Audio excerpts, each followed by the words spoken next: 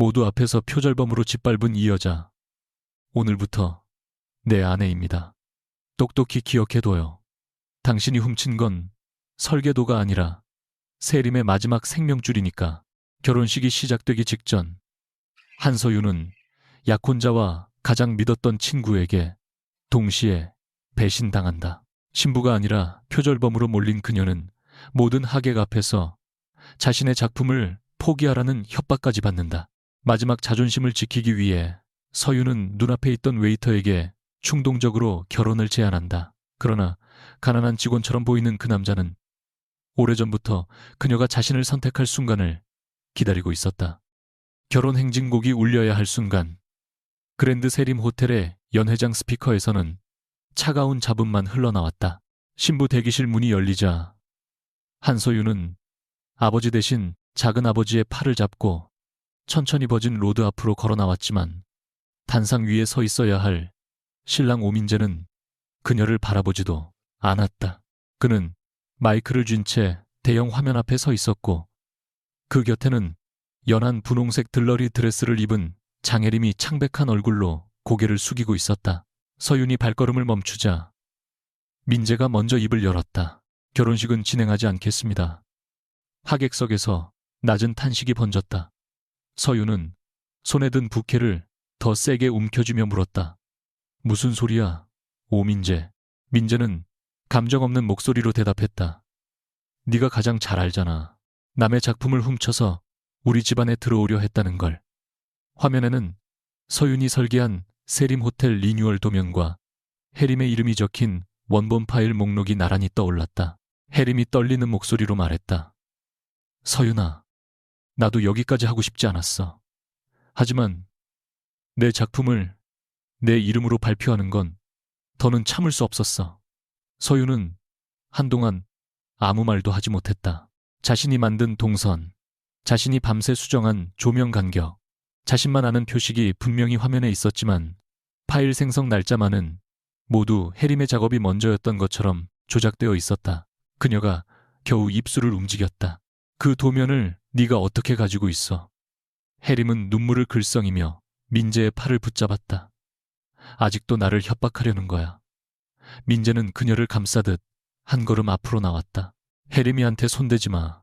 오늘부터 내가 지킬 사람이야. 서윤의 귀 안에서 무언가 날카롭게 끊어지는 소리가 들렸다.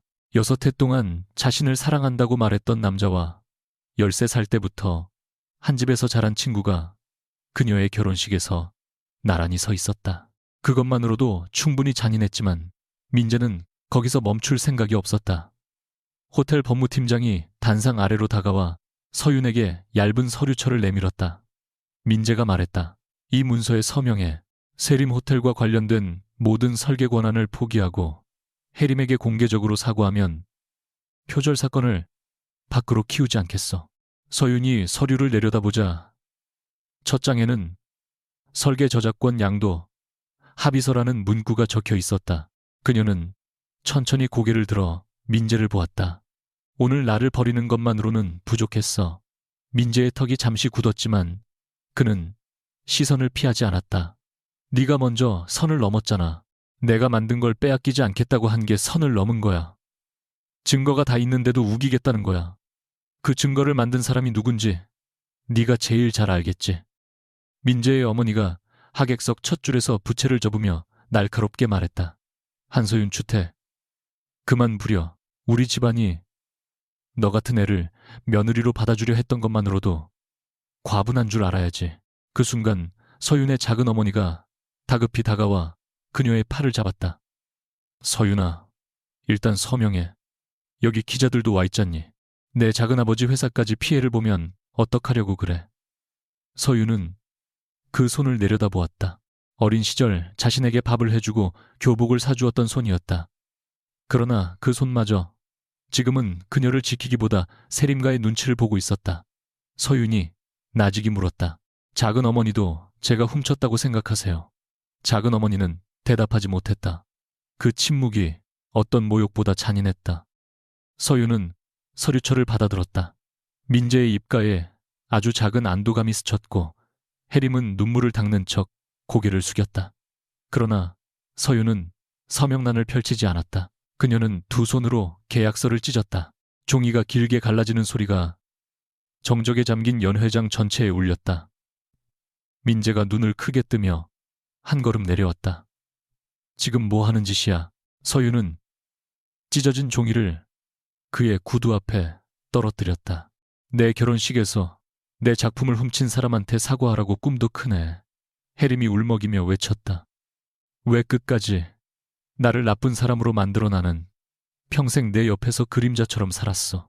네가 버린 옷을 입고 네 가족이 남긴 밥을 먹고 네가 필요할 때마다 웃어줬어.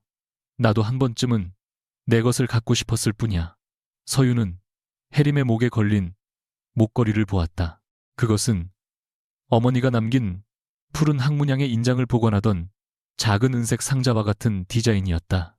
며칠 전까지만 해도 자신의 서랍 깊숙한 곳에 있어야 할 물건이었다. 그 목걸이 어디서 났어? 혜림의 손이 반사적으로 목을 가렸다. 민재가 재빨리 끼어들었다. 또 남의 물건이라고 우길 생각이야. 그때 연 회장 뒤쪽에서 접시가 부딪히는 소리가 났다.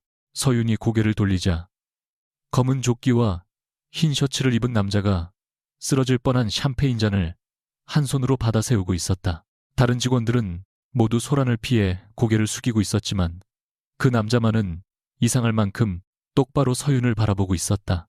그의 눈빛에는 동정도 호기심도 없었다. 마치 오래 기다린 장면이 마침내 시작되었다는 듯한 고요함만이 있었다.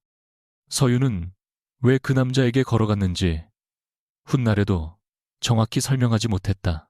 민재에게 복수하고 싶어서였는지, 혜림이 자신의 인생을 가져가는 모습을 더는 보고 싶지 않아서였는지, 아니면 단 한 사람이라도 자신을 표절범이 아닌 한서윤으로 바라봐주길 바랐기 때문인지 알 수 없었다. 그녀는 높은 구두 때문에 휘청거리는 발걸음으로 연 회장 뒤편까지 걸어갔다. 가까이서 본 남자는 직원치고 지나치게 단정했다. 셔츠 소매 아래로 드러난 손목에는 시계 자국만 남아 있었고 검은 구두는 호텔에서 지급하는 기성품과 달리 발등을 따라 정교하게 맞춰져 있었다. 서윤은 그의 손목을 붙잡았다. 남자의 눈동자가 아주 미세하게 흔들렸다. 그녀가 숨도 고르지 않은 채 말했다. 당신 오늘 시간 있어요. 남자는 대답하지 않고 그녀의 얼굴을 바라보았다. 서윤은 뒤에서 쏟아지는 시선을 견디며 말을 이었다. 나랑 결혼할래요. 하객들 사이에서 웃음과 탄식이 동시에 터졌다. 민재가 어이없다는 듯 소리쳤다. 한서윤. 미쳤어. 작은 어머니도 그녀의 이름을 불렀지만 서윤은 손을 놓지 않았다. 남자는 잠시 그녀가 잡은 손목을 내려다보다가 조용히 물었다. 후회하지 않겠습니까? 지금 여기 남는 것보다는 덜 후회할 것 같아요. 제 이름도 모르시는데요. 그쪽도 제 이름을 모르잖아요. 남자의 입가에 거의 보이지 않는 미소가 스쳤다. 한서윤 씨. 서윤의 눈이 커졌다. 남자는 자연스럽게 덧붙였다. 오늘 신부 이름을 모르는 직원은 없습니다. 그는 조끼 단추를 풀고 흰 장갑을 벗었다. 좋습니다. 결혼하죠. 민재가 단상에서 내려와 두 사람을 가로막았다. 그의 얼굴에는 조금 전까지의 냉정함 대신 소유물을 빼앗긴 사람 같은 분노가 떠올라 있었다. 네가 누군지는 모르겠지만 이 여자가 지금 제정신이 아니라는 건 알겠지. 돈이 필요하면 내가 줄 테니까 여기서 빠져. 남자는 서윤의 손목을 잡았던 손을 천천히 내려 그녀의 손을 감쌌다. 그의 손은 따뜻했고 흔들림이 없었다. 그는 민재를 바라보며 낮게 말했다. 돈으로 모든 사람을 움직일 수 있다고 믿는군요. 민재가 비웃었다. 호텔 웨이터가 그런 말을 하니까 꽤 우습네. 남자는 시선을 한치도 내리지 않았다. 당신이 버린 신부, 제가 데려가겠습니다. 오늘의 모욕값은 당신 회사로 받죠. 연 회장 안에 웃음이 터졌다. 누군가는 휴대전화로 그 장면을 촬영했고 민재의 어머니는 노골적으로 코웃음을 쳤다. 그러나 호텔 총지배인 이준성만은 웃지 못했다. 그는 멀리서 남자의 옆얼굴을 확인한 순간 얼굴이 하얗게 질렸고 자신도 모르게 허리를 숙이려 했다. 남자가 차갑게 시선을 돌리자 준석은 가까스로 동작을 멈추었다. 그 짧은 장면을 본 사람은 서윤뿐이었다. 그녀가 의아한 표정으로 남자를 보자 그는 아무 일도 없었다는 듯 직원용 명찰을 떼어 주머니에 넣었다. 명찰에는 권태하라는 이름이 적혀 있었다. 갈까요, 한소윤 씨? 서윤은 자신이 정말 이 남자와 나가도 되는지 잠시 망설였다. 그러나 단상 위에서 혜림이 민재의 팔을 붙잡는 모습을 보는 순간 마음을 굳혔다. 가요, 권태하 씨. 호텔 직원용 통로를 빠져나온 뒤에도 태하는 길을 헤매지 않았다. 그는 복잡한 지하 복도를 지나 외부 주차장으로 이어지는 가장 짧은 출구를 정확히 찾아냈다. 서윤은 웨딩드레스 자락을 한 손으로 끌어올린 채 그를 따라가다가 물었다. 여기서 오래 일했어요. 태하는 잠시 침묵하다가 대답했다. 오늘이 처음입니다. 처음인데 길을 그렇게 잘 알아요. 도면을 한번 봤습니다. 직원이 호텔 도면까지 봐요. 길을 잃는 걸 싫어해서요. 지나치게 침착한 답변이었다. 지하 주차장 입구에는 검은 세단 한 대가 기다리고 있었지만 태아는 그 차를 지나쳐 택시 승강장으로 걸어갔다. 세단 운전석에 앉아있던 남자가 창문을 내리려 하자 태아가 손끝으로 서윤은 드레스에 걸려 휘청거리느라 그 모습을 보지 못했다. 태아는 그녀가 넘어지기 전에 허리를 받쳤다가 곧바로 손을 거두었다. 괜찮습니까? 안 괜찮아도 괜찮은 척해야 하는 날이네요. 그로우스. 서윤이 씁쓸하게 웃자 태하의 눈빛이 잠시 어두워졌다. 그는 택시 문을 열어주며 말했다. 오늘은 안 그래도 됩니다. 그 한마디에 서윤의 목이 갑자기 뜨거워졌다. 민재도 혜림도 가족도 누구 하나 그녀에게 괜찮지 않아도 된다고 말해주지 않았다. 고작 10분 전에 만난 낯선 남자가 처음이었다. 서윤은 울지 않으려고 창밖으로 얼굴을 돌렸다. 택시가 출발하자 태아는 기사에게 종로구의 한 주민센터 주소를 말했다. 서윤이 놀라 고개를 돌렸다. 지금 시간이 몇 시인데 주민센터가 열려 있어요. 오늘은 야간 민원 운영일입니다. 혼인신고 접수 창구도 6시까지 열립니다. 그걸 어떻게 알아요? 태아는 너무 빠르게 대답했다는 것을 깨달은 듯 창밖을 보았다. 며칠 전에 들었습니다. 며칠 전에 누가 오늘 나한테 결혼하자고 할 줄 알았어요. 사람 인생은 모르는 일이니까요. 서윤은 그를 빤히 바라보았지만 더 묻지 않았다. 대신 휴대전화를 꺼냈다. 화면에는 수십 통의 전화와 메시지가 쌓여 있었다. 작은 어머니는 당장 돌아오라고 했고 민재는 분에 찬 욕설을 보냈으며 혜림은 자신도 어쩔 수 없었다며 용서를 구했다. 서윤은 모든 알림을 끈 뒤 태아에게 물었다. 권태아 씨는 왜 결혼하겠다고 했어요? 먼저 물으셨으니까요. 보통 사람은 거절해요. 저는 보통 사람은 아닌가 봅니다. 빚이라도 있어요. 신용 문제 때문에 배우자가 필요한 건가? 태아는 짧게 웃었다. 빚은 없습니다. 그 말은 사실이었다. 적어도 그가 갚지 못할 빚은 세상에 없었다. 서윤은 그의 웃음을 자신이 가난을 의심해 기분이 상한 것으로 오해했다. 미안해요. 무시하려던 건 아니에요. 다만 우리 둘 다 제정신은 아닌 것 같아서 이유라도 알고 싶었어요. 태아는 잠시 그녀의 얼굴을 바라보다가 말했다. 저도 가족이 필요했습니다. 이번만큼은 거짓말이 아니었다. 주민센터에 도착한 서윤은 웨딩드레스 차림으로 민원실에 들어섰다. 직원들의 눈이 둥그레졌지만 태아는 준비라도 한 사람처럼 침착하게 혼인신고서를 받아왔다. 증인 서명이 필요하다는 설명을 듣자 서윤의 얼굴이 굳었다. 그녀는 부탁할 사람이 없었다. 태아는 휴대전화를 꺼내 두 사람에게 연락했고 10분도 지나지 않아 평범한 정장을 입은 중년 남자와 젊은 여자가 민원실에 나타났다. 태아는 그들을 각각 예전에 일했던 곳의 동료라고 소개했다. 그러나 중년 남자는 서류를 받을 때 태아에게 본능적으로 회장님이라고 부르려다 헛기침으로 말을 삼켰다. 회장에 참석했던 분입니다. 예전 직원 회장. 태아가 태연하게 말을 고치자 서윤은 미심쩍은 눈으로 세 사람을 번갈아 보았다. 젊은 여자는 고개를 숙인 채 웃음을 참느라 입술을 깨물고 있었다. 서윤은 혼인신고서에 배우자란에 권태하라는 세 글자를 적었다. 펜 끝이 종이 위에서 잠시 멈췄다. 불과 1시간 전까지만 해도 그녀는 오민재의 아내가 될 예정이었다.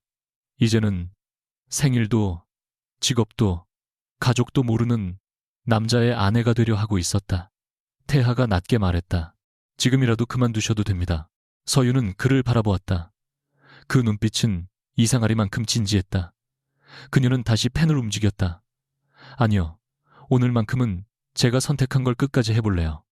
신고서가 접수된 뒤 두 사람은 주민센터 앞 벤치에 나란히 앉았다. 서윤은 드레스 위에 태아가 벗어준 검은 재킷을 걸치고 있었다. 바람이 불 때마다 면사포 끝이 조건을 정해야겠어요. 태아는 조용히 고개를 끄덕였다. 첫째, 서로의 일에 간섭하지 않기. 둘째, 생활비는 정확히 반씩 부담하기. 셋째, 오늘 일 때문에 상대방에게 감정적인 책임을 요구하지 않기. 넷째, 1년 뒤 어느 한쪽이 원하면 조건 없이 이혼하기. 태아는 한동안 대답하지 않았다. 서윤이 불안해져 물었다. 왜요? 벌써 마음이 바뀌었어요. 조건 하나를 추가하고 싶습니다. 뭔데요? 사라지지 않기. 서윤의 표정이 굳었다. 태아는 그녀를 똑바로 바라보며 말을 이었다. 화가 나든 실망하든 이혼하고 싶든 최소한 이유는 말하고 떠나기. 연락을 끊고 상대를 기다리게 만드는 일은 하지 않기. 그 말에는 설명할 수 없는 무게가 있었다. 서윤은 처음으로 태아에게도 쉽게 말하지 못할 상처가 있을지 모른다고 생각했다. 좋아요. 대신 권태아 씨도 지켜요. 반드시 지키겠습니다. 태아는 망설임 없이 대답했지만 그의 가슴 안에서는 이미 첫 번째 거짓말이 무겁게 내려앉고 있었다. 그는 자신의 이름만 진실로 내놓았을 뿐 나머지는 아무것도 말하지 않았다. 태아가 데려간 곳은 마포구의 작은 오피스텔이었다. 서윤은 그가 호텔 직원 숙소나 반지하 원룸에 살 것이라 짐작했지만 집은 작아도 지나치게 깔끔했고 가구와 식기가 모두 새 것이었다.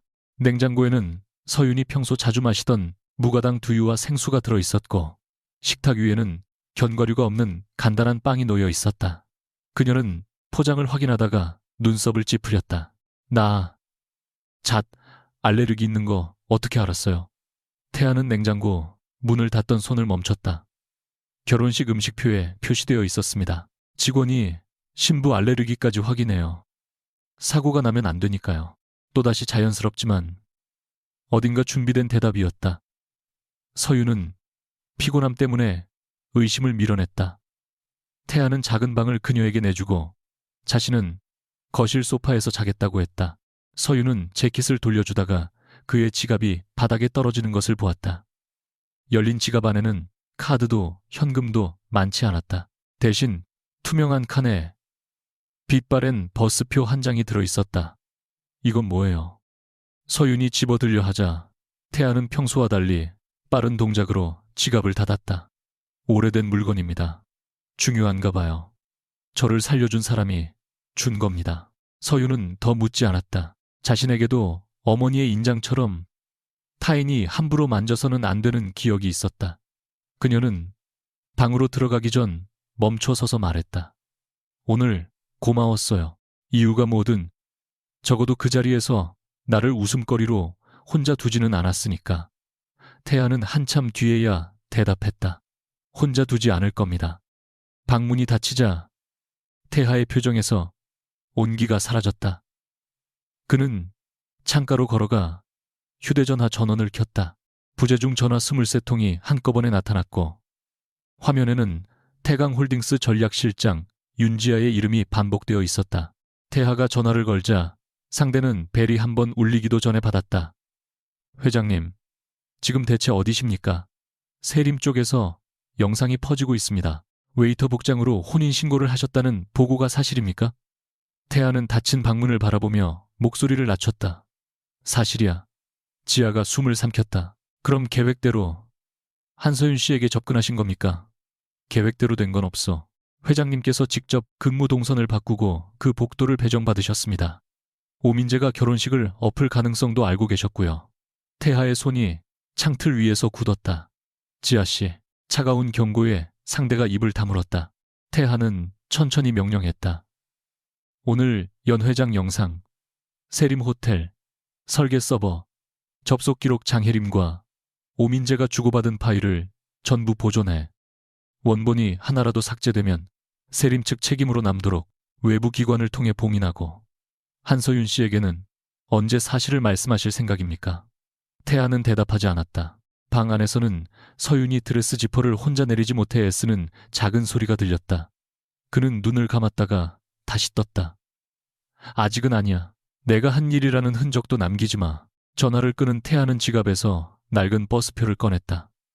12회 전 숨도 쉬지 못한 채 호텔 비상계단에 주저앉아 있던 자신에게 한 소녀가 건넨 마지막 차표였다. 그 소녀가 오늘 그의 아내가 되었다. 하지만 태아는 알고 있었다. 서윤이 자신을 선택한 것은 우연이라고 믿기 때문이었다. 그리고 언젠가 그 우연이 처음부터 조작된 길이었다는 사실을 알게 되는 순간 오늘 받은 혼인신고서는 그녀에게 또 다른 배신의 증거가 될지도 몰랐다. 다음 날 아침 한서윤은 낯선 천장을 바라보며 눈을 떴다. 웨딩드레스는 의자 등받이에 아무렇게나 걸려 있었고 머리맡에는 물 한 컵과 진통제 그리고 짧은 메모가 놓여 있었다. 아침은 냉장고에 있습니다. 무리해서 나오지 마세요. 권태아. 서윤은 메모를 2번 읽고도 어젯밤의 일이 현실이라는 사실을 믿기 어려웠다. 문을 열고 거실로 나가자 태아는 소파 끝에 몸을 반쯤 접은 채 잠들어 있었다. 비싼 정장을 입고 자는 사람처럼 자세가 지나치게 반듯했지만 그가 입은 흰 셔츠는 어제 호텔 유니폼 그대로였다. 식탁 위에는 토스트와 달걀 프라이가 놓여 있었다. 달걀 가장자리는 검게 탔고 토스트 한쪽은 수처럼 굳어 있었다. 서윤이 빵을 집어들자 태아가 눈을 뜨며 급히 일어났다. 먹지 마십시오. 왜요? 실패했습니다. 서윤은 태아의 심각한 표정을 보다가 처음으로 웃음을 터뜨렸다. 이 정도면 실패가 아니라 증거, 인멸 대상인데요. 태아는 타버린 펜을 바라보며 미간을 좁혔다. 불이 왜 그렇게 빨리 세지는지 이해가 안 됩니다. 불을 켜고 기름을 붓는 게 아니라 기름을 먼저 두르는 거예요. 순서가 중요합니까? 권태아 씨, 혹시 평생 주방에 들어가 본 적 없어요? 태아는 잠깐 침묵한 뒤 말했다. 일이 바빴습니다. 서윤은 그 말을 야간 근무가 많은 서비스직의 고단함으로 받아들였다. 그녀는 소매를 걷어붙이고 펜을 씻었다. 생활비 반씩 내기로 했으니까 아침도 반씩 책임져요. 오늘은 내가 다시 만들 테니 다음에는 당신이 제대로 배우세요. 태하는 그녀의 옆모습을 바라보다가 아주 조용히 대답했다. 네, 배우겠습니다. 아침 식사가 끝나자 서윤은 가방에서 노트북을 꺼냈다. 화면을 켜자 결혼식 영상이 이미 여러 커뮤니티와 뉴스 계정에 퍼져 있었다. 버림받은 신부가 웨이터와 즉석 결혼을 했다는 제목 아래 사람들은 그녀를 동정하거나 조롱했고 일부 기사에서는 표절 의혹까지 사실처럼 적혀 있었다. 태아가 화면을 보며 말했다. 삭제 요청을 넣겠습니다. 서윤은 즉시 노트북을 닫았다. 하지 마요. 허위 사실입니다. 알아요. 그래도 내일은 내가 정리할 거예요. 혼자 감당할 필요는 없습니다. 혼자 감당할 수 있는지 없는지는 내가 판단해요. 목소리가 날카로워지자 태아는 입을 다물었다. 서윤은 그의 표정을 보고 숨을 고른 뒤 덧붙였다. 미안해요. 어제 일 때문에 누가 도와주겠다고 하면 먼저 의심하게 돼요. 그런데 정말 괜찮아요. 설계 원본과 수정 기록은 따로 보관해뒀어요. 시간이 걸려도 내가 증명할 수 있어요. 태아는 그녀가 말한 별도 보관이라는 표현에 시선을 멈췄지만 더 묻지 않았다. 대신 식탁 위에 놓인 채용 공고를 가리켰다. 서울재활의료센터 복합공간 설계 공모. 서윤은 전날 밤에도 그 공고를 확인한 듯 지원 마감일에 붉은 표시를 해두었다. 여기에 제출할 겁니까? 원래는 세림 이름으로 참여할 예정이었어요. 이제 개인으로 다시 준비해야죠. 표절 논란이 있는 상황에서 받아줄까요? 안 받아주면 받아줄 때까지 다른 공모를 찾을 거예요. 태아는 그녀의 단호한 눈빛을 보며 더 이상 돕겠다는 말을 꺼내지 않았다. 대신 휴대전화 화면 아래로 짧은 메시지를 보냈다. 심사 단계 전원 익명화, 외부 위원 재구성, 참가자 신원 접근 기록 전부 남길 것. 보낸 사람 이름은 윤지아였다. 서윤은 작은 방을 임시 작업실로 바꾸었다. 바닥에는 종이 모형과 점자 블록 샘플이 펼쳐졌고 벽에는 이용자의 동선을 표시한 노란 메모가 빼곡히 붙었다. 태아는 일자리를 알아보러 간다고 말하고 매일 아침 집을 나섰지만 실제로는 근처 공유 오피스에서 태강홀딩스 회의를 화상으로 진행했다. 화면 너머의 임원들은 회장 뒤에 보이는 값싼 커튼과 접이식 책상을 보고도 질문하지 못했다. 다만 전략실장 윤지아만이 얼굴을 굳힌 채 말했다. 세림 측이 서울재활의료센터 공모 운영사에 압력을 넣었습니다. 한서윤 씨가 제출하면 사전 검토에서 제외하라고 했습니다. 태아는 차갑게 물었다. 운영사 지분 구조는 태강 계열은 아닙니다. 다만 의료센터 증축 자금 중 일부가 우리 재단에서 나갑니다. 그 사실을 이용하지 마. 지아가 잠시 멈췄다. 그럼 어떻게 하시겠습니까? 심사 기준과 절차만 공개적으로 바꿔 제출자 이름과 경력을 가리고 도면만 남겨. 세림이 한서윤을 떨어뜨리고 싶다면 실력으로 이기라고 해. 회장님이 개입했다는 사실은요. 누구에게도 말하지 마. 태아는 통화를 마친 뒤 창밖을 바라보았다. 그는 원한다면 한 통의 전화로 서윤을 우승자로 만들 수도 있었다. 그러나 그렇게 얻은 결과는 그녀가 가장 경멸하는 것이 될 터였다. 문제는 자신이 공정한 기회를 만들어주는 것조차 그녀에게는 또 다른 조작으로 보일 수 있다는 점이었다. 태아는 자신이 어디까지 물러나야 하는지 알지 못했다. 사랑하는 사람을 지키고 싶다는 욕망과 그녀의 선택을 존중해야 한다는 약속은 자꾸 같은 자리에서 충돌했다.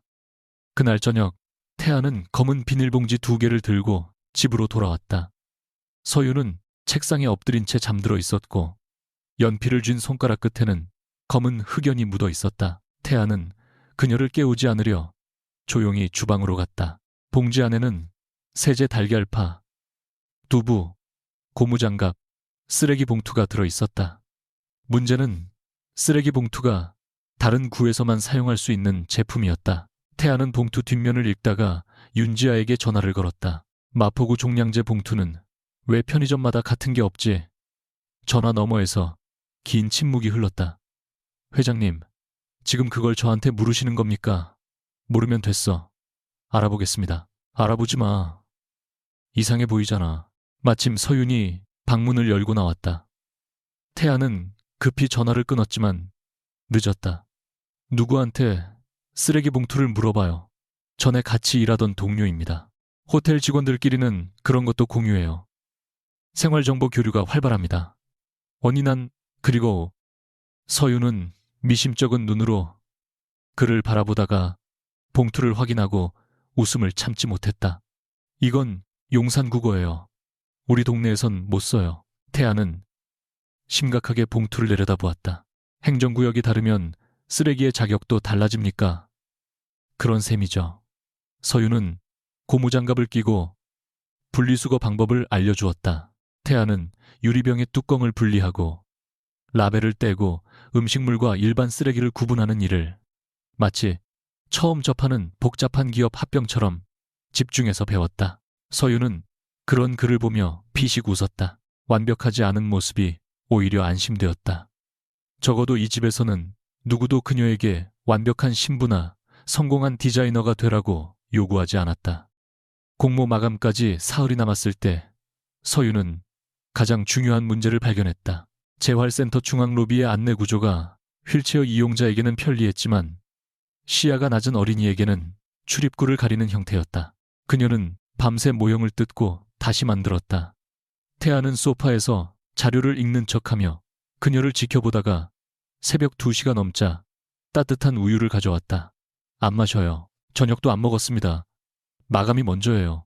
쓰러지면 마감도 없습니다. 서윤이 짜증 섞인 눈으로 그를 보았다. 간섭하지 않기로 했잖아요. 태아는 컵을 내려놓고 물러섰다. 맞습니다. 그는 더 말하지 않고 거실 불을 껐다. 그러나 10분 뒤 서윤이 주방으로 나왔을 때 식탁에는 잘게 썬 과일과 따뜻하게 데운 죽이 놓여 있었다. 태아는 소파에서 눈을 감고 있었다. 서윤은 그가 잠들지 않았다는 것을 알았지만 아무 말도 하지 않았다. 조용히 죽을 먹고 다시 작업실로 돌아간 그녀는 설계한 마지막 페이지에 작은 여백 표식을 넣었다. 2개의 선이 겹쳤다가 서로 다른 방향으로 열리는 문양이었다. 그것은 익명 디자이너 여백의 모든 작업에 들어가는 서명이었다. 한편 태하의 휴대전화에는 세림 측 실무자가 공모 운영사 내부 직원에게 돈을 건넸다는 보고가 도착했다. 태하는 증거를 즉시 공개하지 않았다. 대신 해당 직원의 접근 권한을 중지시키고 모든 파일 열람 기록을 외부 서버에 복제하도록 지시했다. 서윤이 스스로 증명할 수 있도록 길만 막히지 않게 하는 것. 그는 그것이 약속을 지키는 방법이라고 믿고 싶었다. 제출 당일 서윤은 인쇄소에서 막 나온 도면을 들고 의료센터로 향했다. 태아는 일하러 간다며 먼저 집을 나섰지만 실제로는 의료센터 맞은편 차 안에서 상황을 보고받고 있었다. 서윤이 접수대에 도착하자 직원은 그녀의 이름을 확인한 뒤 곤란한 표정을 지었다. 죄송하지만 참가 자격 검토 과정에서 보류 대상이 되셨습니다. 서윤은 차분히 물었다. 보류 사유를 서면으로 받을 수 있을까요? 최근 표절 논란이 있어서요. 표절이 확정됐습니까? 직원은 대답하지 못했다. 그때 운영사 책임자가 급히 나타나 새 지침을 전달했다. 모든 참가 자료는 이름과 경력을 제거한 뒤 번호로 접수하며 자격 문제는 수상작 선정 후 별도 검증한다는 내용이었다. 서윤은 그 결정이 갑작스럽다고 느꼈지만 기회를 놓치지 않았다. 그녀는 봉인된 도면을 제출하고 접수 번호만 받아 나왔다. 길 건너편 차 안에서 태하는 그녀가 서류를 품에 안고 깊게 숨을 내쉬는 모습을 지켜보았다. 윤지아가 옆에서 말했다. 이 정도면 직접 가서 축하해 주셔도 되지 않습니까? 태아는 고개를 저었다. 그녀는 내가 여기 있는 걸 몰라야 해. 언제까지 숨기실 겁니까? 그 질문은 하지 마. 지아는 입을 다물었지만 태하의 얼굴에서 불안을 읽었다. 그는 세림의 방해를 막을수록 자신의 흔적도 더 많이 남기고 있었다. 처음에는 단 하루만 연기하면 되는 역할이라고 생각했다. 이제는 거짓말을 끝내는 순간 지금의 생활도 끝날 것 같았다. 일주일 뒤 공모 1차 결과가 발표되었다.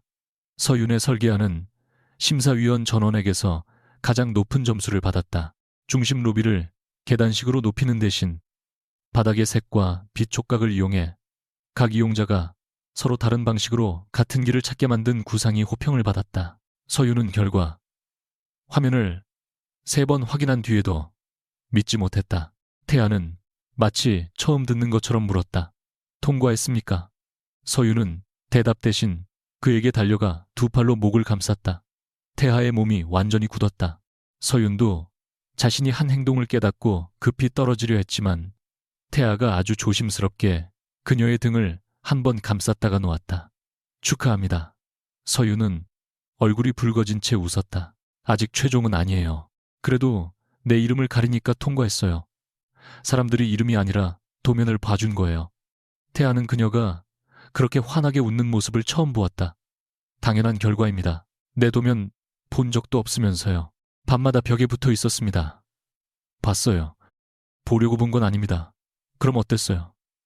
태아는 잠시 생각하다가 말했다. 길을 잃은 사람에게 어디로 가야 하는지 명령하는 설계가 아니라 스스로 길을 찾게 해주는 설계였습니다. 서윤은 웃음을 멈추고 그를 바라보았다. 현장 경험도 설계 교육도 없다는 사람이 핵심을 정확히 짚었다. 권태아 씨, 정말 웨이터 맞아요. 태아는 아주 짧게 숨을 멈췄다. 그러다 능청스럽게 대답했다. 지금은 무직에 가깝습니다. 서윤은 웃어넘겼지만 의문은 사라지지 않았다. 그날 밤 두 사람은 집 근처 작은 분식집에서 축하 식사를 했다. 서윤은 떡볶이와 김밥 가격을 계산하며 생활비 장부를 꺼냈고 태아는 그 액수를 지나치게 진지하게 확인했다. 지난번 세제 비용은 제가 냈으니 오늘은 한서윤 씨 차례입니다. 알고 있어요. 그런데 우유는 왜 이렇게 비싼 걸 샀어요? 차이가 있습니까? 2배예요. 맛이 더 좋았습니다. 생활비 반반이라면서 혼자 고급 우유 마시면 반칙이죠. 태아는 반박하려다 그녀가 웃는 것을 보고 따라 웃었다. 그 순간 분식집 텔레비전에서 세리모텔 광고가 흘러나왔다. 화면에는 오민재와 장혜림이 나란히 서 있었고 혜림은 자신이 수석 디자이너로 참여한 새로운 공간 철학을 소개하고 있었다. 서윤의 젓가락이 멈췄다. 광고 속 배경에는 그녀가 만든 도면 일부가 그대로 사용되고 있었다.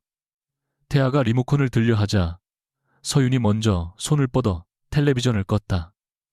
괜찮아요. 괜찮아 보이지 않습니다. 그래도 내가 해결해야 해요. 왜 항상 혼자여야 합니까? 서윤은 잠시 침묵하다가 낮게 말했다. 누군가한테 기대면 그 사람이 떠났을 때 같이 무너지니까요. 태아의 표정이 굳었다. 그는 서윤이 민재의 배신 때문에 그렇게 말한다고 생각했지만 그녀의 기억은 훨씬 오래전으로 향하고 있었다. 어린 시절 작은 어머니는 도움을 받을 때마다 반드시 갚아야 한다고 가르쳤고 어머니는 아무 설명 없이 세상을 떠났다. 서윤은 누구에게도 빚지고 싶지 않았다. 태아는 그녀에게 자신은 떠나지 않는다고 말하고 싶었지만 이미 진실을 숨긴 채 곁에 있는 자신에게 그런 약속을 할 자격이 있는지 알 수 없었다. 같은 시각 장혜림은 서윤이 살던 집의 빈방에서 서랍을 뒤지고 있었다. 그녀는 결혼식 날 몰래 가져온 열쇠로 들어와 오래된 상자들을 하나씩 열었다. 마침내 침대 밑 깊숙한 곳에서 푸른 천으로 감싼 도면 묶음을 찾아냈다.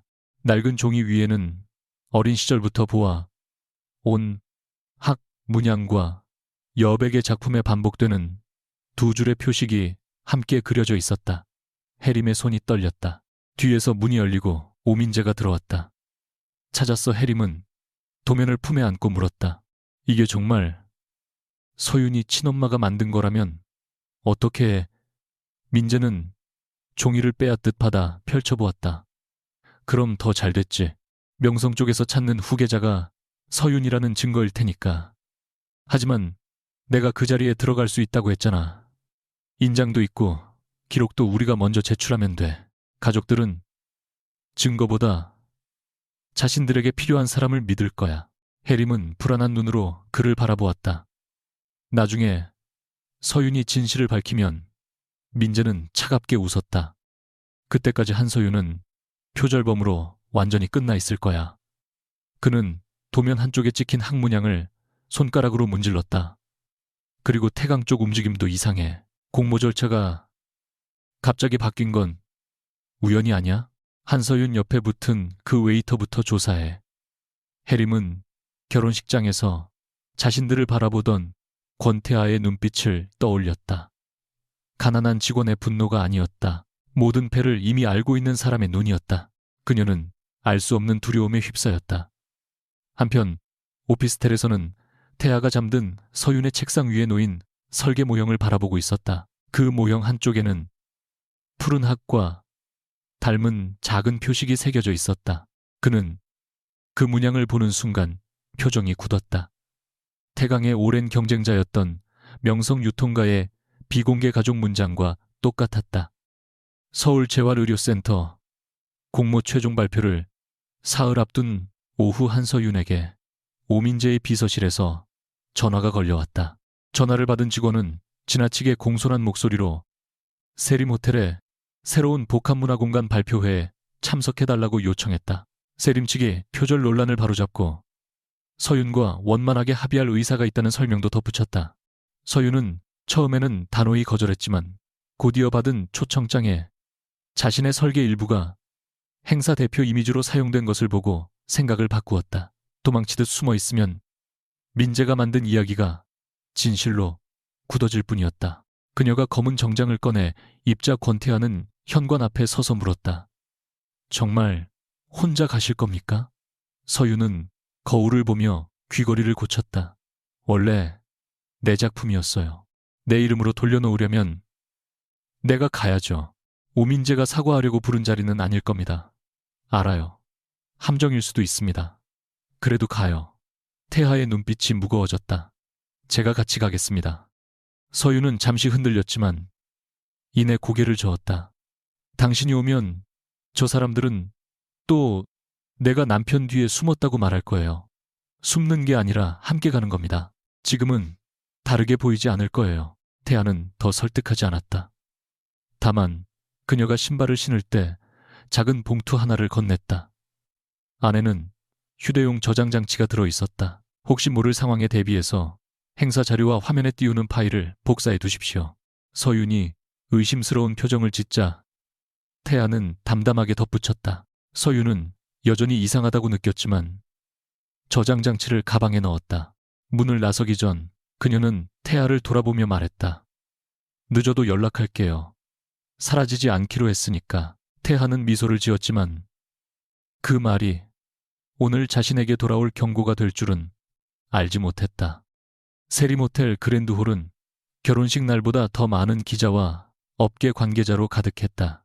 무대 위 대형 화면에는 오민재와 장혜림의 이름이 공동 기획자로 적혀 있었고 그 아래에는 서윤이 밤을 새워 완성했던 중앙 로비 설계도가 화려한 영상으로 재구성되어 흘러나왔다.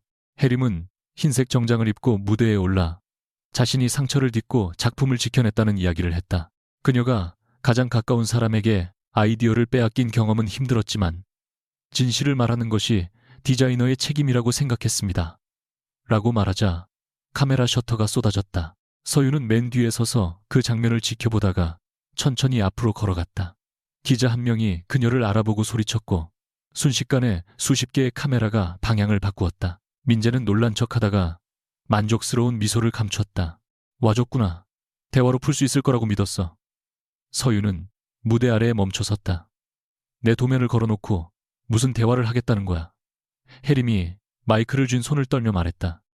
서윤아, 또 이러지 마. 이미 파일 기록도 공개했잖아. 네가 공개한 건 수정된 기록이야. 증거 없이 사람을 모함하는 건 이제 그만해. 민재가 진행자에게 신호를 보내자 화면이 갑자기 바뀌었다. 결혼식 당일 서윤이 웨이터의 손목을 붙잡고 연회장을 나가는 영상이 재생되었다. 이어서 낯선 남자와 혼인신고를 했다는 기사 제목들이 연달아 나타났다. 민재는 기자들을 향해 낮고 침착한 목소리로 말했다. 한서윤 씨의 판단력이 얼마나 불안정한 상태인지 보여드리기 위해 준비했습니다. 그는 분노에 휩싸여 처음 본 호텔 직원과 결혼했고 지금도 그 남자의 조언만 믿고 근거 없는 주장을 이어가고 있습니다. 홀 안에서 웅성거림이 커졌다. 한 기자가 서윤에게 남편이 정말 호텔 웨이터인지 물었고 다른 기자는 표절 의혹을 덮기 위해 즉흥 결혼을 이용한 것이 아니냐고 소리쳤다. 서윤은 손끝이 차가워지는 것을 느꼈지만 고개를 숙이지 않았다. 제 남편의 직업과 제 설계의 진위는 아무 관계가 없습니다. 민재는 기다렸다는 듯 말을 받았다. 관계가 있지.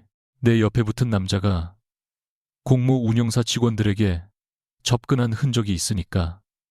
서윤의 눈동자가 흔들렸다. 무슨 뜻이야? 서울재활의료센터 공모 절차가 네가 접수하던 날 갑자기 바뀌었어. 참가자 정보를 전부 가리고 외부 심사위원을 넣었지. 우연이라고 생각해. 공정한 심사를 한 게 왜 문제야? 문제는 네 남편이 누구의 지시를 받고 움직였느냐는 거야. 민재가 손가락을 튕기자 행사장 입구에서 보안 직원 둘이 한 남자를 데리고 들어왔다.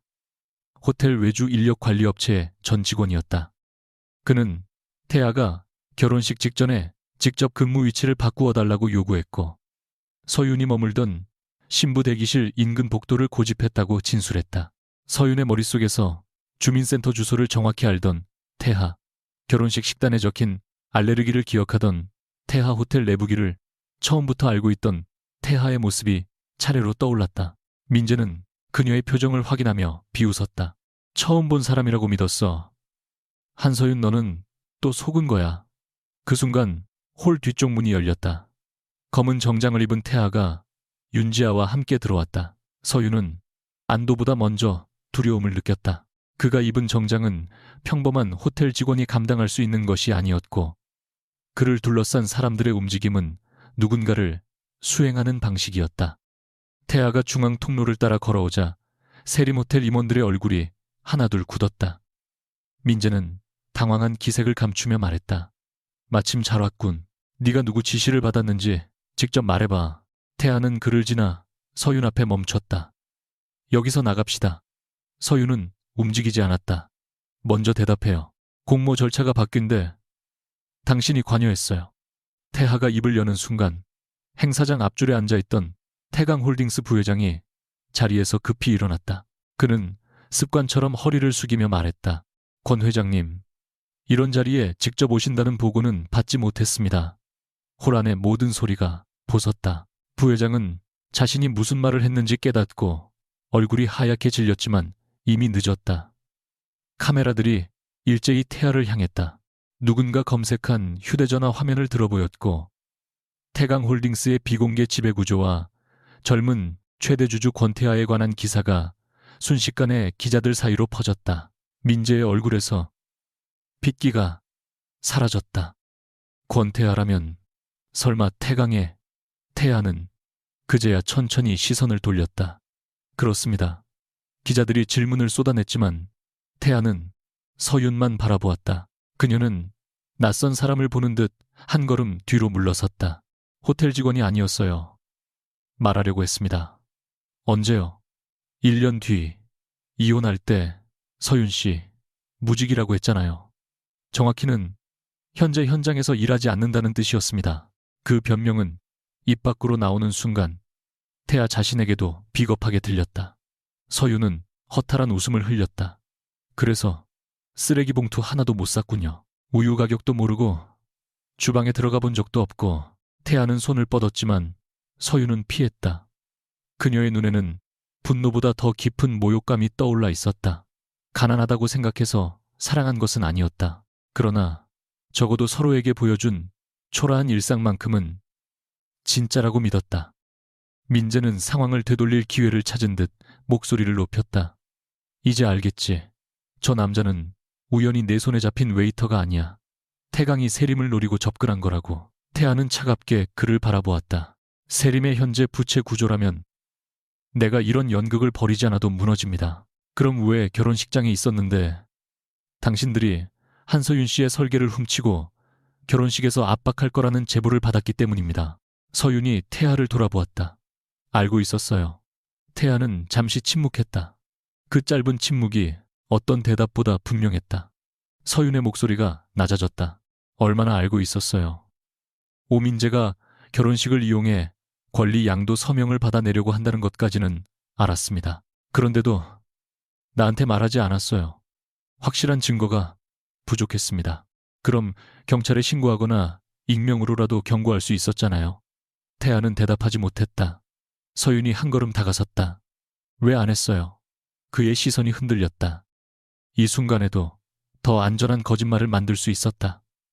민재가 감시하고 있었다고, 잘못 움직이면 증거가 사라질 수 있었다고 말할 수도 있었다. 모두 일부는 사실이었다. 하지만 핵심은 아니었다. 태아는 마침내 낮게 말했다. 당신이 경고를 받으면 결혼식을 취소할 수도 있었지만 오민재를 용서할 가능성도 있다고 생각했습니다. 서윤의 얼굴에서 마지막 남은 온기가 사라졌다. 태아는 말을 멈출 수 없었다. 당신은 오랫동안 그 사람을 사랑했고 나는 당신에게 아무것도 아니었으니까. 그래서 내가 버림받는 순간까지 기다렸어요. 그렇게 만들려던 건 아닙니다. 하지만 이용했잖아요.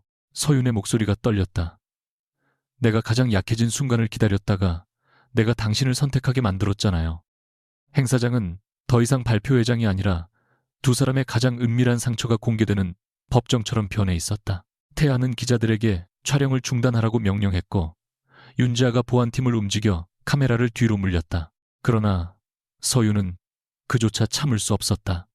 또 당신 마음대로 정리하네요. 지금은 당신을 보호하려는 겁니다.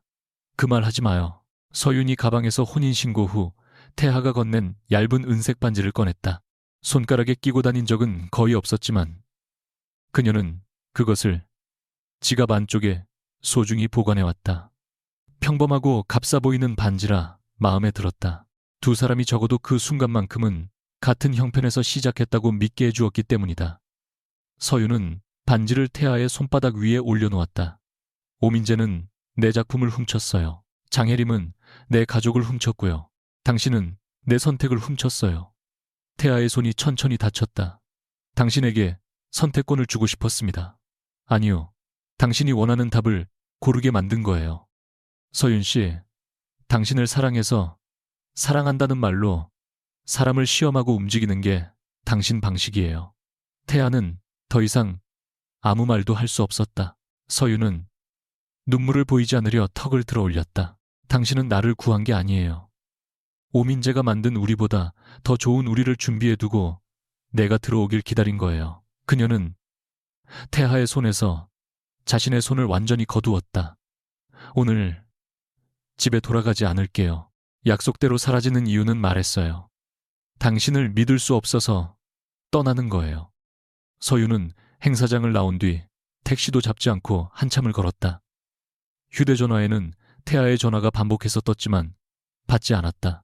그러다 사라지지 않기로 한 약속이 떠올라 짧은 메시지를 보냈다. 며칠 동안 작업실에 있을게요. 따라오지 마세요. 그 이상은 쓰지 못했다. 그녀가 향한 곳은 공모 준비를 위해 잠시 빌렸던 성수동의 작은 공동 작업실이었다. 문을 잠근 뒤에야 서윤은 바닥에 주저앉았다.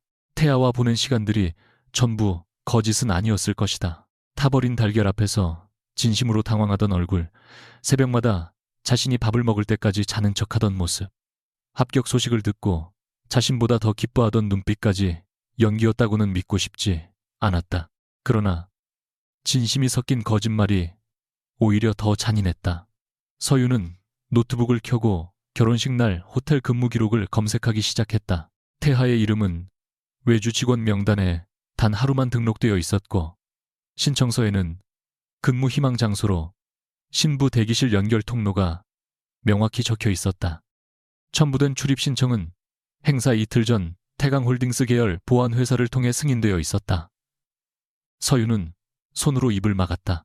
자신이 우연히 남자를 끌고 나왔다고 믿었던 장면은 사실 누군가 정해둔 동선 위에서 벌어진 일이었다. 그녀는 주민센터 야간 운영일을 알고 있던 태아를 떠올렸다. 그는 그녀가 결혼하자고 말할 가능성까지 예상했던 것이다. 노트북 화면이 흐려졌지만 서윤은 눈물을 닦고 자료를 저장했다. 다시는 누군가의 설명만 기다리지 않겠다고 스스로에게 약속했다. 한편 장혜림과 오민재는 행사장 안쪽 대기실에서 상황을 정리하고 있었다. 민재는 예상하지 못한 태아의 정체 때문에 분노했지만 혜림의 얼굴에는 두려움과 기묘한 흥분이 동시에 떠올라 있었다. 권태아가 서윤을 좋아한다면 우리한테 불리한 거 아니야. 혜림이 묻자 민재는 넥타이를 거칠게 풀었다. 둘 사이가 깨졌어. 오히려 기회야. 태강이 직접 나서지 못하게 서윤을 먼저 잡아야 해. 그는 테이블 위에 놓인 푸른 학인장을 바라보았다. 다음 날 명성문화재단에서는 고인이 된 창업주의 비공개 가족 자산을 승계할 사람을 확인하는 회의가 열릴 예정이었다. 혜림은 서윤의 어머니가 남긴 인장과 도면 일부를 가지고 자신이 실종된 외손녀라고 주장할 계획이었다. 그녀는 거울 속 자신의 얼굴을 바라보며 떨리는 목소리로 말했다. 정말 내가 될 수 있을까? 민재는 그녀의 어깨를 붙잡았다. 사람들은 진실보다 먼저 도착한 증거를 믿어. 네가 먼저 가족으로 인정받으면 한서윤이 나중에 무슨 말을 해도 욕심 많은 가짜가 되는 거야. 혜림은 눈을 감았다. 어린 시절 서윤의 집 식탁 끝에 앉아 남은 반찬을 먹던 기억이 떠올랐다. 그 집의 어른들은 친절했지만 명절마다 그녀에게 불쌍한 아이라는 시선을 보냈다. 이번에야말로 누구의 자비도 필요 없는 사람이 되고 싶었다. 그녀는 인장을 목에 걸고 말했다. 내일 내가 명성의 손녀가 되면 서유는 다시는 내 위에 설 수 없어. 그날 밤 태아는 혼자 오피스텔로 돌아왔다. 현관에는 서윤의 슬리퍼가 가지런히 놓여 있었고 냉장고 문에는 생활비를 계산한 메모가 붙어 있었다. 우유는 다음부터 일반 제품으로 살 것. 세제는 할인할 때 2개씩 사기. 다음 주 화요일에는 태아가 저녁 담당. 평범한 문장 하나하나가 그가 잃어버린 미래처럼 보였다. 태아는 소파에 앉아 손바닥을 펼쳤다. 서윤이 돌려준 은색 반지가 놓여 있었다. 윤지아가 문 앞까지 찾아왔지만 그는 안으로 들이지 않았다. 회장님, 세림 측이 명성재단에 장혜림을 후계자로 등록하려 합니다. 한서윤 씨 어머니의 인장을 확보한 것 같습니다. 태아는 문 너머에서 물었다. 서윤 씨는 알고 있나 모르는 것 같습니다. 지금 바로 알려야 합니다. 태아는 휴대전화를 들었다가 내려놓았다. 또다시 자신이 먼저 답을 찾아 건네면 서윤은 그것마저 조작이라고 생각할 것이다. 그러나 침묵하면 그녀의 삶을 빼앗는 또 다른 사건을 방치하게 된다. 그는 처음으로 무엇이 옳은지 판단할 수 없었다. 태하는 잠시 눈을 감은 뒤 말했다. 관련 자료를 전부 모아. 하지만 한서윤 씨에게 직접 보내지 마. 지아가 답답한 목소리로 물었다. 그럼 어떻게 하시려고요? 태아는 반지를 세게 쥐었다.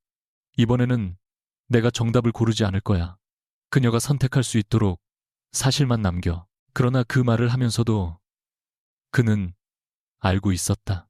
사랑을 지키기 위해 모든 것을 통제해온 자신이 이제 와서 완전히 손을 놓는 법을 배우기에는 이미 너무 많은 상처를 만들었다는 것을.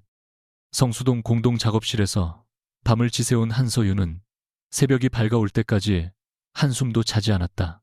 노트북 화면에는 3가지 창이 동시에 열려 있었다. 하나는 결혼식 당일 호텔 근무 기록, 하나는 세림 호텔 설계 서버의 수정 이력, 마지막 하나는 어머니가 남긴 오래된 도면을 촬영해둔 사진이었다. 서윤은 권태하에게서 답을 듣는 대신 자신이 직접 모든 연결고리를 찾기로 했다. 장혜림이 가져간 푸른 학인장의 원본 사진을 확대하자 학의 날개 아래 아주 작은 숫자 4개가 새겨져 있었다. 어린 시절에는 장식이라고 생각했지만 지금 보니 도면 관리 번호처럼 일정한 규칙을 가진 숫자였다. 서윤은 어머니의 도면 모서리에 적힌 번호와 대조했고 그중 하나가 정확히 일치한다는 사실을 발견했다. 검색을 이어가던 그녀는 30년 전 명성유통이 진행한 무장애 매장 시범 사업에 관한 짧은 기록을 찾아냈다. 설계 책임자의 이름은 공개되지 않았지만 기사 속 흐릿한 사진에는 지금의 여백 표식과 같은 2줄 문양이 찍혀 있었다. 서윤은 곧바로 명성문화재단 자료실에 열람 신청을 넣었다. 담당자는 가족자산 관련 자료라 외부인이 볼 수 없다고 거절했지만 서윤은 어머니의 도면 번호와 공개 기록을 첨부해 정식으로 이 일을 제기했다. 잠시 뒤 재단 감사실에서 연락이 왔다. 한서윤 씨, 오늘 오후 비공개 승계 심사가 있습니다. 제출하신 자료가 사실이라면 직접 오셔서 설명하셔야 합니다. 서윤은 책상 위에 놓인 결혼 반지 자국을 손가락으로 한 번 문질렀다. 그녀는 더 이상 누군가에게 선택받으러 가는 것이 아니었다. 자신의 이름을 되찾으러 가는 길이었다. 명성문화재단으로 향하기 전 서윤은 세림호텔 설계 서버에 남아있던 자신의 작업 흔적부터 정리했다.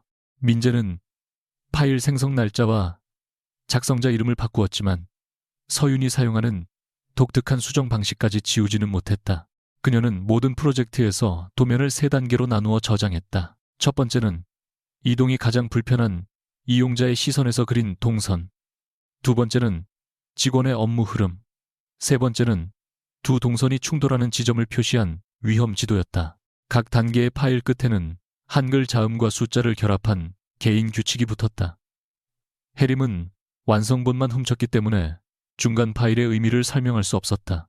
서윤은 집에 남겨두었던 외장 저장 장치 대신 몇 년 전부터 자동으로 백업해온 해외 저장소의 기록을 열었다. 로그인 시간 수정 순서, 도면 위에 남은 지우개 흔적까지 전부 보존되어 있었다. 더 결정적인 것은 공모 준비 과정에서 만든 종이 모형이었다. 서윤은 모형의 바닥을 뜯어 내부에 숨겨둔 날짜 도장을 확인했다. 작품이 완성되기 전부터 존재한 물리적 증거였다. 그녀는 자료를 한데 묶어 저작권 전문 변호사에게 검증을 맡기고 결과를 세림이사회와 공모 운영사에 동시에 전달하도록 요청했다. 변호사가 비용을 설명하자 서윤은 잠시 망설였지만 자신의 명의로 된 적금을 해지했다. 누군가의 돈으로 진실을 증명하고 싶지 않았다. 그 순간 휴대전화에 태아의 이름이 떴다. 서윤은 화면을 한참 바라보다가 받지 않았다. 대신 짧게 메시지를 남겼다. 내가 직접 확인하고 있어요. 이번에는 먼저 움직이지 말아줘요. 몇 초 뒤 답장이 왔다. 알겠습니다. 필요한 자료가 있다면 출처만 알려드리겠습니다. 결정은 서윤 씨가 하십시오. 그 문장을 읽은 서윤은 처음으로 태아가 자신을 붙잡지 않고 물러섰다는 사실을 깨달았다. 같은 시간 태강홀딩스 본사에서는 긴급 이사회가 열리고 있었다. 세림호텔의 부채를 인수해 경영권을 확보하는 안건은 이미 최종 결제만 남은 상태였다. 세림의 주가가 흔들리는 지금이 가장 적은 비용으로 지배권을 가져올 기회였고 대부분의 임원은 즉시 계약을 체결해야 한다고 주장했다. 권태하는 회의실 맨 끝에서 자료를 덮었다. 인수 절차를 중단하겠습니다. 부회장이 놀라 물었다. 회장님, 지금 철회하면 경쟁사의 기회를 넘겨주는 셈입니다. 세림은 태강의 호텔 사업을 확장할 수 있는 핵심 자산입니다. 태아는 흔들림 없이 말했다. 현재 세림을 인수하면 오민재가 저지른 조작까지 태강이 계획한 것처럼 보일 수 있습니다. 그건 언론 대응으로 해결할 수 있습니다. 한소윤 씨의 명예를 우리 거래의 부수 효과로 만들 생각은 없습니다. 회의실이 조용해졌다. 몇몇 이사는 서윤과의 혼인관계를 문제 삼으며 사적 감정 때문에 주주 이익을 훼손한다고 비판했다. 태아는 그 지적을 피하지 않았다. 맞습니다. 제 판단에 사적 감정이 개입되어 있습니다. 그래서 이 안건에서 물러나겠습니다. 그는 인수 관련 의결권을 독립위원회에 넘기고 자신이 수집한 세림의 회계 자료도 외부 감사기관에 제출하라고 지시했다. 윤지아가 회의가 끝난 뒤 조용히 물었다. 이렇게까지 하시면 한서윤 씨가 알게 되지 않습니까? 태하는 창밖을 바라보았다. 알아도 상관없어. 다만 내가 세림을 무너뜨려 그녀에게 회사를 선물했다는 이야기는 남기고 싶지 않아. 그럼 회장님은 무엇을 하실 생각입니까? 아무것도 하지 않는 법을 배우는 중이야. 태아는 그렇게 말했지만 손에 쥔 펜이 부러질 만큼 힘이 들어가 있었다. 움직이지 않는 것은 그에게 어떤 협상보다 어려운 일이었다. 오후 2시 명성문화재단의 비공개 승계 심사실에는 재단 이사들과 창업주 일가의 법률 대리인들이 모여 있었다. 장혜림은 푸른 학 인장을 목에 걸고 오민재와 함께 맨 앞에 앉아 있었다. 그녀는 자신이 어릴 때 부모를 잃고 다른 집에서 자랐으며 민재가 준비한 자료에는 서윤의 어머니 사진과 가족관계 일부, 오래된 송금 기록이 포함되어 있었다. 혜림은 떨리는 목소리로 말했다. 저는 재산을 원해서 온 것이 아닙니다. 평생 제가 누구인지 모르고 살았습니다. 이제라도 가족으로 인정받고 싶습니다. 한 이사가 인장의 출처를 묻자 혜림은 어머니의 유품 상자에서 발견했다고 답했다. 그때 심사실 문이 열리고 서윤이 들어왔다. 그녀는 화려한 옷도 수행원도 없이 검은 파일 가방 하나만 들고 있었다. 민재가 자리에서 일어나며 말했다. 여긴 네가 올 곳이 아니야. 서윤은 그를 지나 이사들을 향해 고개를 숙였다. 저도 그렇게 생각했습니다. 하지만 제 어머니의 물건과 제 작업을 사용해 다른 사람이 제 이름을 가져가려 한다면 확인할 권리는 있다고 봅니다. 혜림의 얼굴이 하얗게 질렸다. 서윤아, 왜 또 나를 방해해? 네가 가져간 인장부터 돌려줘. 이건 내 어머니가 남긴 거야. 서윤은 준비한 사진을 화면에 띄웠다. 어린 시절 자신의 방에서 촬영된 가족사진 한쪽에 같은 인장이 놓여 있었고 촬영 날짜는 혜림이 그 집에 들어오기 전이었다. 이어서 서윤은 인장 아래의 4자리 숫자가 명성유통 시범 매장에 설계 문서 번호라는 사실을 설명했다. 해림은 숫자의 의미를 묻는 질문에 대답하지 못했다. 서윤은 담담하게 말했다. 그 인장은 혈통을 증명하는 장신구가 아닙니다. 제 어머니가 이끌던 설계팀의 인증 도구였어요. 재단 기록 담당자가 봉인된 자료 상자를 가져왔다. 안에는 30년 전 시범 매장 설계 원본과 회의록, 그리고 창업주의 딸 한미정이 안전 문제를 지적하며 사업 중단을 요구했던 문서가 들어 있었다. 한미정은 바로 서윤의 어머니였다. 그녀는 매장 개점을 늦추더라도 시각장애인과 노년층이 안전하게 이동할 수 있도록 설계를 수정해야 한다고 주장했지만 당시 경영진은 비용 증가를 이유로 이를 거절했다. 미정이 언론 공개를 준비하자 가족은 그녀를 경영권 분쟁을 일으킨 사람으로 몰아 재단 기록에서 이름을 지웠다. 이후 그녀는 집을 나와 평범한 삶을 선택했고 딸 서윤을 낳은 뒤에도 가족과 연락하지 않았다. 다만 창업주는 손녀의 존재를 알고 있었고 개인 명의 계좌를 통해 매년 교육비를 보냈다. 서윤은 자신이 몰랐던 송금 기록을 바라보며 표정을 굳혔다. 작은어머니가 도움을 받을 때마다 반드시 갚아야 한다고 말했던 이유가 이제야 이해되었다. 그 돈이 어디에서 오는지 알고도 숨겼던 것이다.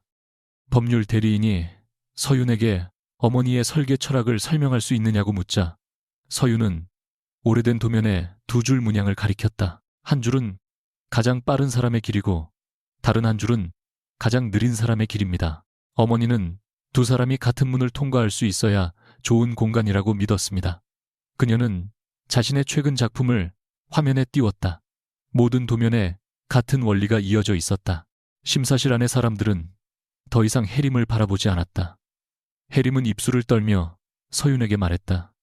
너는 처음부터 다 가지고 있었잖아. 가족도 재능도. 이제는 이런 집안까지. 나는 네 옆에서 평생 빌려 쓰는 사람이었어. 서윤은 차갑지만 흔들리지 않는 목소리로 답했다. 그래서 내 것을 훔치면 내 것이 될 거라고 생각했어. 적어도 한 번은 네가 내 자리에 있어 보길 바랐어. 나는 네 자리를 빼앗은 적 없어.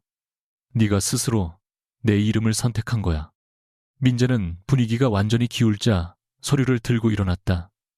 그는 해림의 친모가 명성가와 관련되어 있을 가능성이 있으며 추가 검사가 필요하다고 주장했다. 그러나 재단 감사가 그의 말을 끊었다.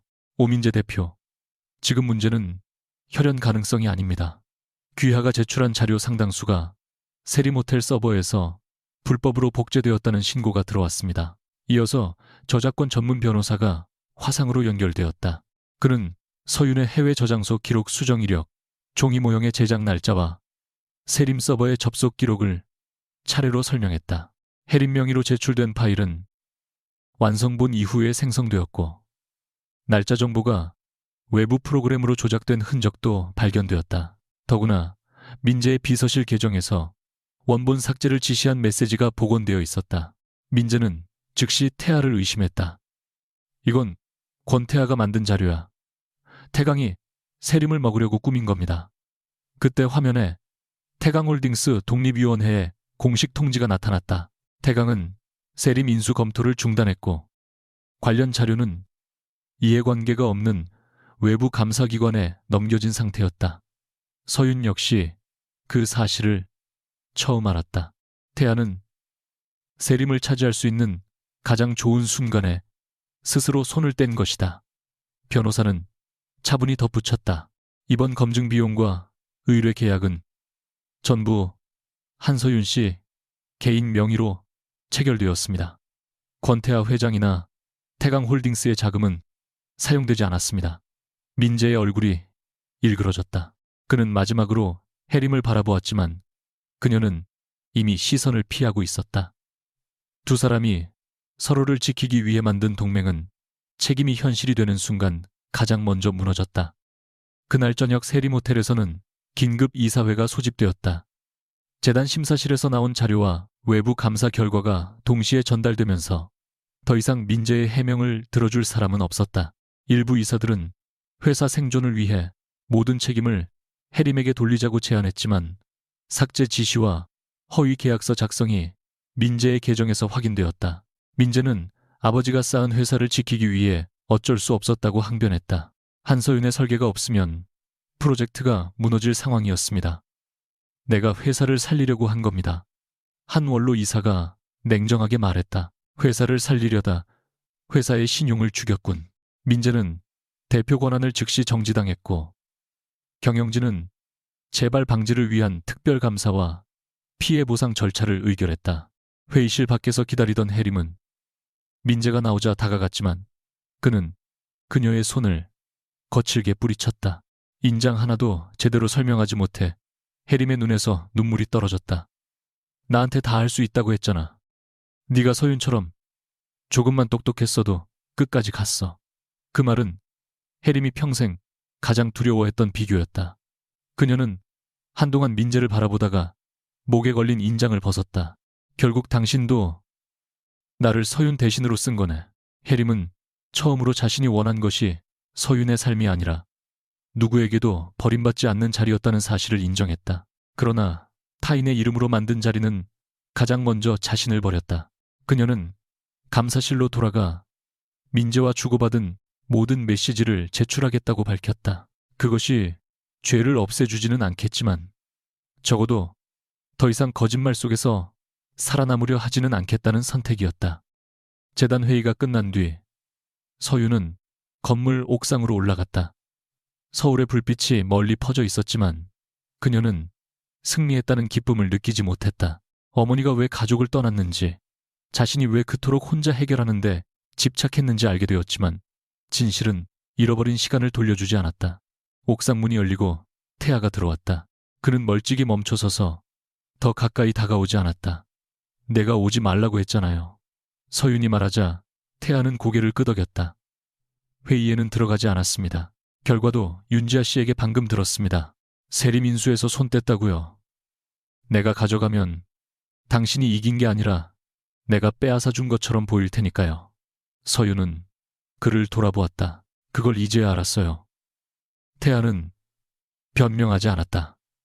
네, 짧은 대답에 서윤의 분노가 오히려 흔들렸다. 태아는 주머니에서 작은 저장 장치를 꺼내 난간 위에 놓았다. 결혼식 전부터 확보했던 자료와 내가 당신을 조사한 기록입니다. 삭제하지 않고 전부 가져왔습니다. 나를 상대로 법적 대응을 하고 싶다면 사용하십시오. 서윤의 얼굴이 굳었다. 왜 나한테 줘요?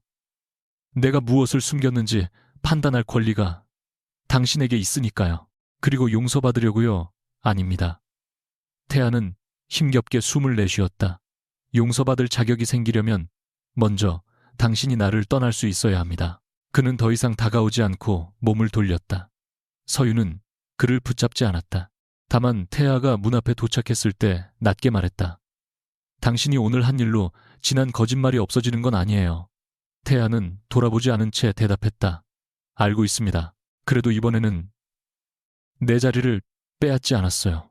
그의 어깨가 아주 미세하게 떨렸다. 그것은 용서가 아니었다. 그러나 두 사람 사이에 처음으로 조작되지 않은 길이 열리는 순간이었다.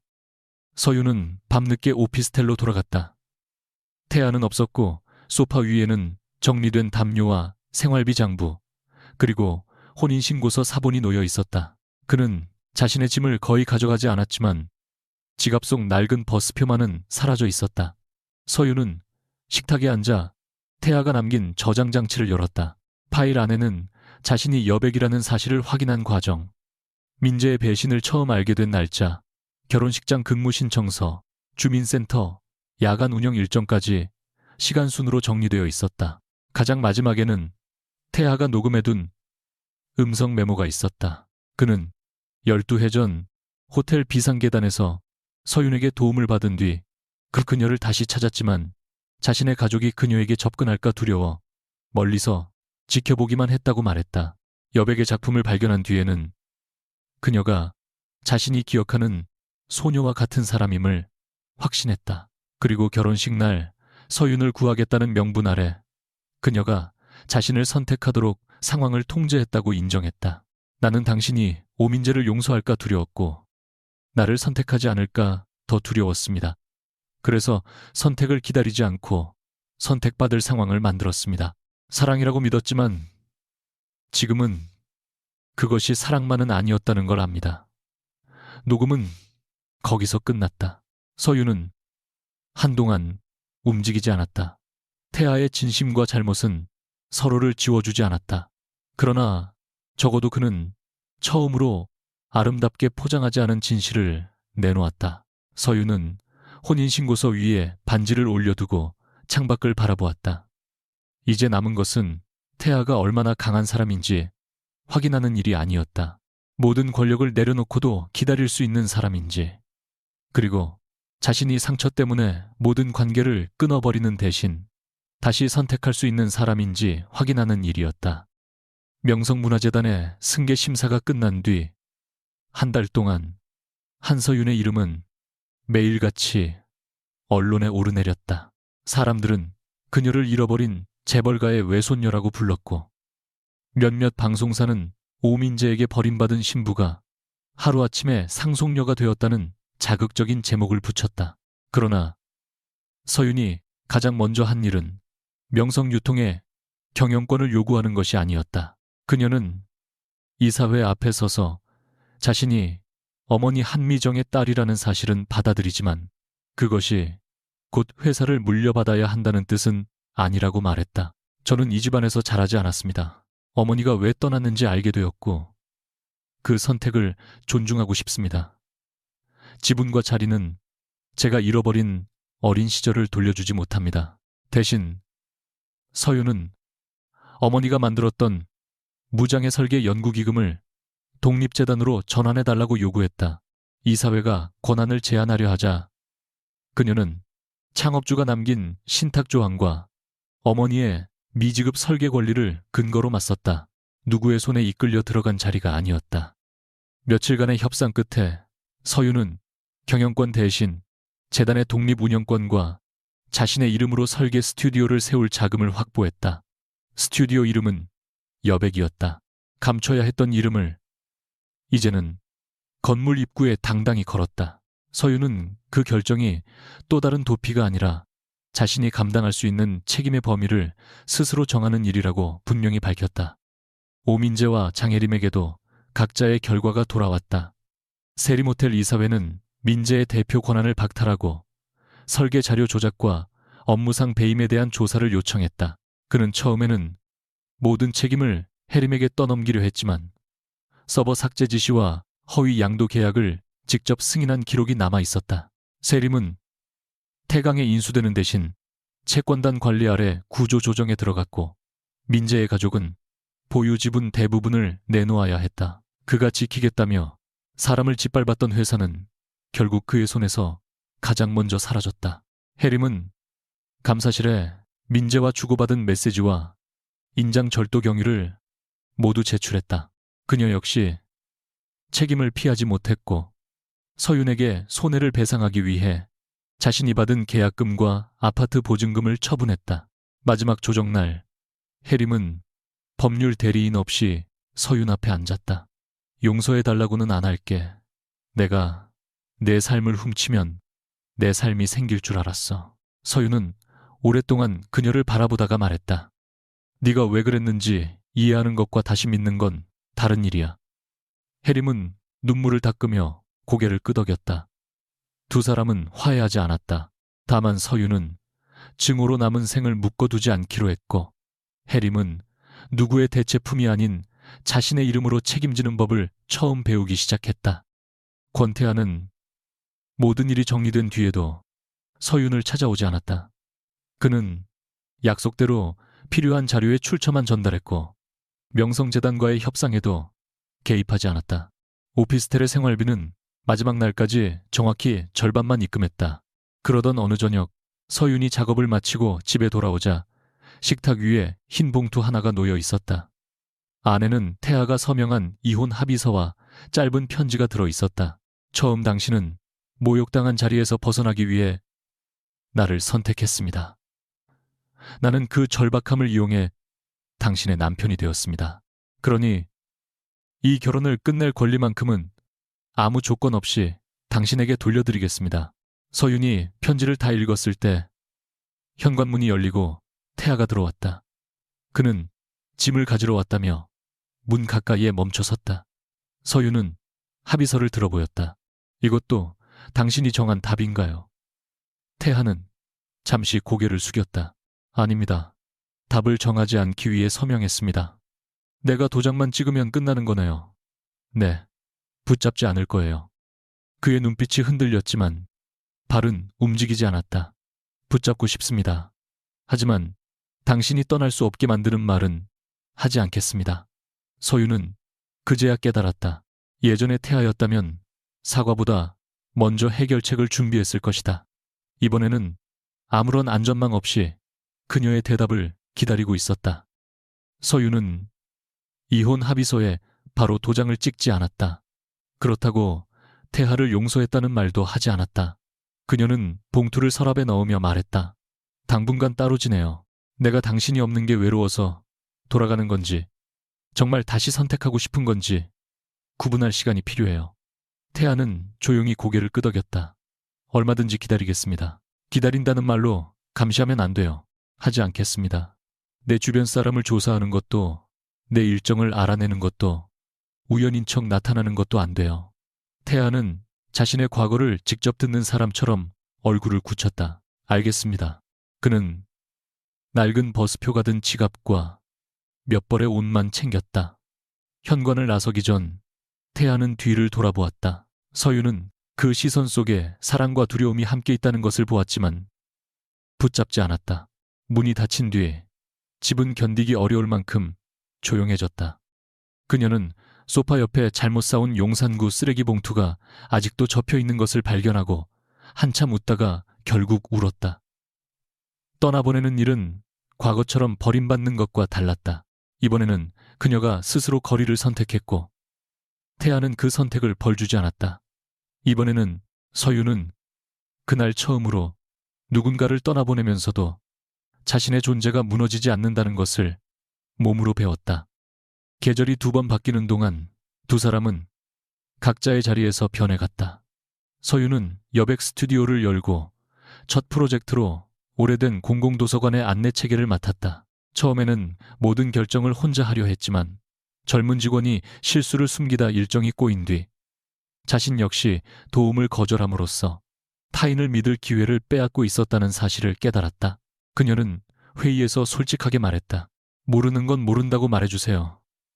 저도 그렇게 할게요. 그날부터 스튜디오의 작업 방식은 한 사람이 모든 것을 책임지는 구조에서 서로의 과정을 공개하는 구조로 바뀌었다. 태아 역시 태강홀딩스의 경영 방식을 고쳤다. 비밀 조사와 비공식 지시를 줄이고 대규모 인수와 인사결정에는 독립위원회의 검토를 의무화했다. 임원들은 갑작스러운 변화에 불만을 보였지만 그는 처음으로 자신의 판단도 틀릴 수 있다는 전제에서 회의를 시작했다. 윤지아가 어느 날 물었다. 한서윤 대표님 소식이 궁금하지 않으십니까? 태아는 창밖을 보며 답했다. 궁금하지 않은 날이 없습니다. 그런데 왜 알아보지 않으세요? 모르는 채 기다리는 것이 내가 해야 할 일이라서요. 그는 서윤에게 단 한 번도 먼저 연락하지 않았다. 다만 매달 생활비 장부 마지막 줄에 자신이 아직 갚지 못한 저녁 식사 한 번을 조용히 남겨두었다. 여백 스튜디오가 세림 호텔의 재건 프로젝트에 참여해달라는 제안을 받은 것은 초겨울이었다.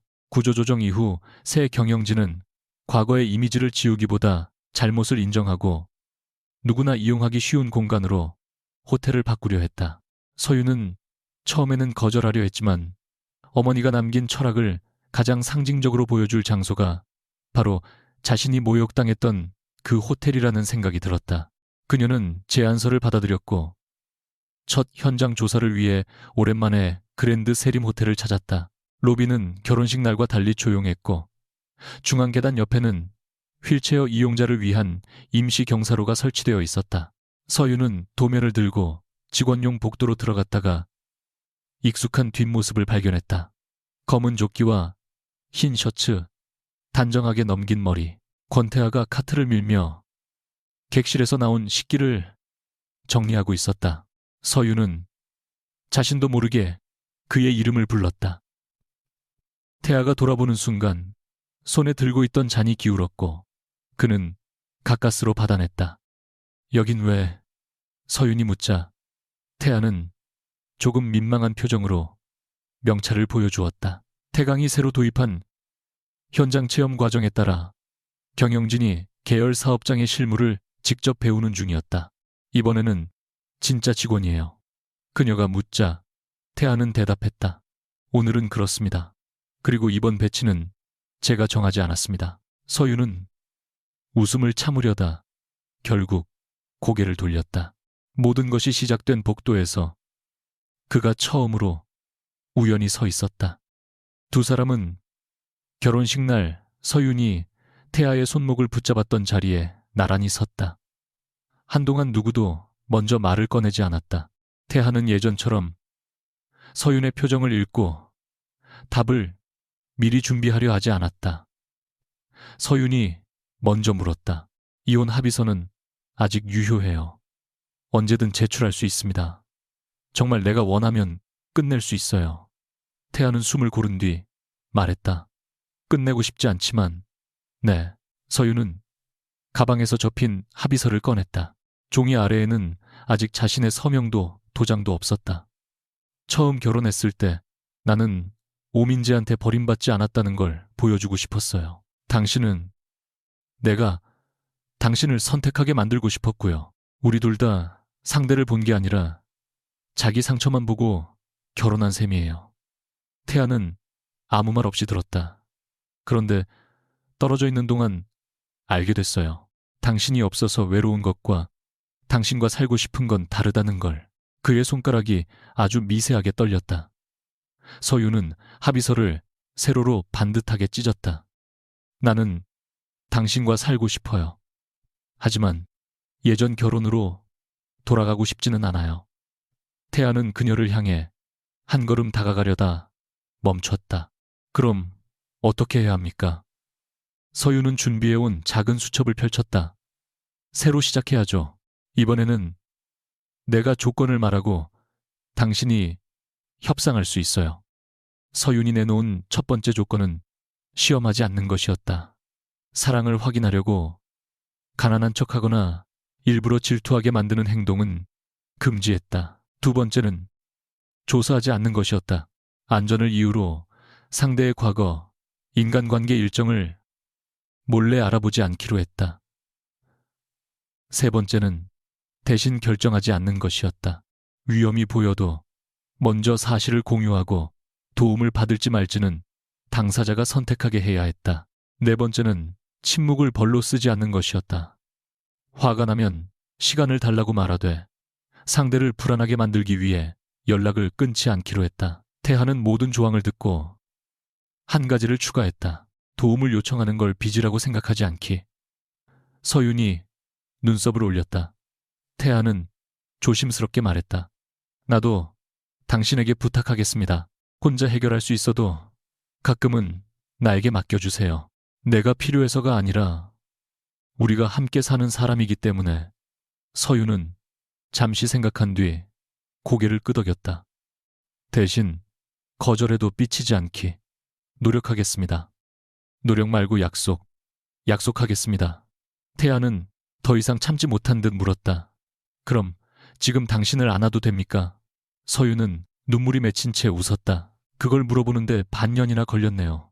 그녀가 먼저 팔을 벌리자 태아는 천천히 다가와 그녀를 안았다. 힘을 주어 붙잡으면서도 도망갈 길을 막지 않는 포옹이었다. 서윤은 그의 가슴에 얼굴을 묻고 말했다. 이번에는 내가 당신을 찾았어요. 태아는 떨리는 목소리로 대답했다. 평생 잊지 않겠습니다. 두 사람은 거창한 재결합 발표를 하지 않았다. 태아는 혼인관계가 여전히 유지되고 있다는 사실을 언론에 이용하지 않았고 서윤 역시 명성과 태강을 연결하는 상징으로 자신들의 결혼을 내세우는 제안을 모두 거절했다. 대신 이듬해 봄 한강이 내려다 보이는 작은 예식장에서 가까운 사람들만 초대해 다시 서약했다. 이번에는 해림도 민재도 없었고 기업 로고와 기자석도 없었다. 서윤은 어머니의 도면에서 가져온 두 줄 문양을 드레스 안쪽에 수놓았다. 서로 다른 속도로 걷더라도 같은 문을 통과할 수 있다는 뜻이었다. 태아는 화려한 예물을 준비하지 않았다.